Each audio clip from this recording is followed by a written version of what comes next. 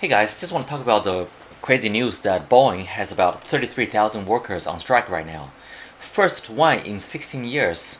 Just to give you guys an idea, 33,000 is about 20% of the total company workforce. And Boeing aircraft themselves makes up 50% of global fleet. That's insane, and it makes up for 70% of US domestic fleet. In the short term, there will be things like disrupted and delayed aircraft delivery and repairs, but it's not going to actually affect, current travelers too much.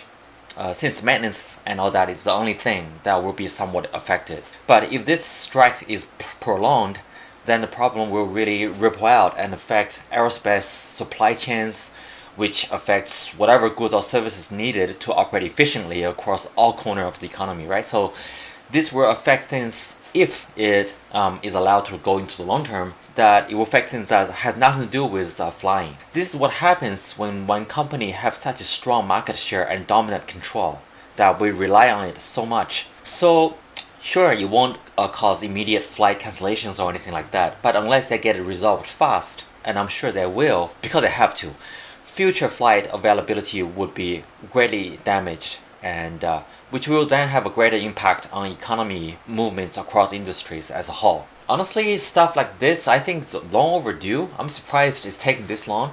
We have high inflation, dissatisfaction within workforces everywhere, where workers are understandably squeezed since the wage doesn't go anywhere near in keeping up with the devaluation of the dollar. So the silver lining is this could potentially be a good example of union when it is utilized correctly, and really the only way against a soft monopoly or ultra dominant corporation, because government is not going to be able to do too much. I mean, certain companies such as Amazon, they basically have online retail shopping locked down, right? They have a very robust logistics division, many aspects of it. No other companies, even UPS doesn't even come close. They have hands in medical and pharmaceutical sector. A lot of people probably doesn't know this, but Amazon has a collaboration with Morgan Chase and Berkshire Hathaway that ventures into healthcare. I'm not saying that the thing that it is doing itself is bad, but the company as a whole and the growth of its power, it might as well be its own nation. Amazon also owns the largest online streaming platform, Twitch, which you think may not be that big of a deal, except it is alongside short-form video platforms like TikTok.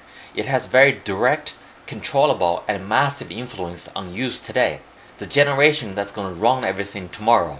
And most may not know that Walmart have a healthcare arm also. Both of these retail companies, most large companies, are leveraging power in whatever they're good at, in this case retail, right, to get into other sectors of economy. They're never tried to just expand within their own domain. Going back to Boeing, commercial civilian related impact aside, it is also one of the largest military contractor in the world.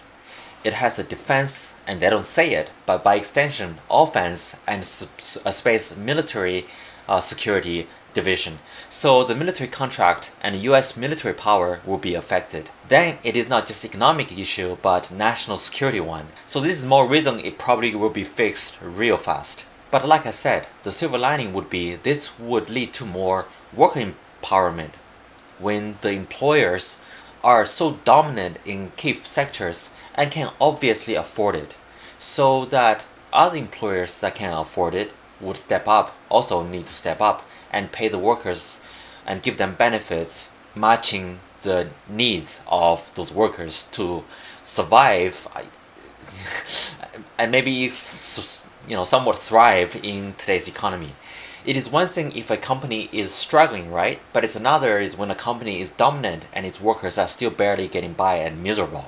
I don't even have to name names. So yeah, I'm thinking this is gonna get resolved real fast. Just how much, in what way, and how it's gonna affect future employer and employee relationships across other companies and sectors, especially regarding like mega dominant corporations. Alright, just want to briefly mention it. Later guys.